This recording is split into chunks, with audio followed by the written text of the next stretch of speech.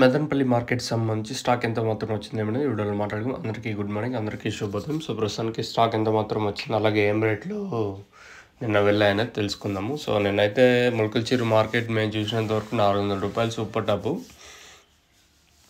ఇంకా అంగళ్ళు అయితే ₹350 లోపల మార్కెట్ జరిగింది. ₹350, ₹360, ₹370 లోపల నిన్న అంగల్ మార్కెట్ అయితే జరిగింది.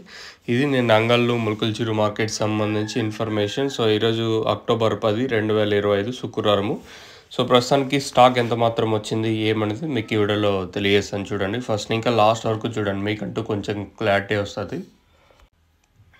సో ప్రస్తుతానికి స్టాక్ ఎంత మాత్రం వచ్చింది ఏమనేది వీడియోలో మాట్లాడుకుందాము. సో నేనైతే సూపర్ టాప్ ₹470 వరకు నిన్న మదనపల్లి మార్కెట్ అయితే జరిగింది. సో అక్కడక్కడ మాత్రం 480, 490 వరకు నిన్నైతే జరిగింది. సో అలాగే ప్రస్తుతానికి స్టాక్ ఎంత మాత్రం వచ్చింది ఏమనేది మీకు ఈ వీడియోలో తెలియజేస్తాను.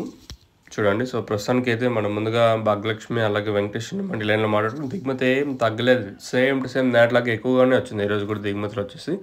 ఇంకా అలాగే టీవీఎస్ మండి లైన్లో మాట్లాడుకున్నా కూడా దిగుమతి ఏం తగ్గలేదు, నేట్లాగే ఎక్కువగానే దిగుమతులు అయితే ఉన్నాయి.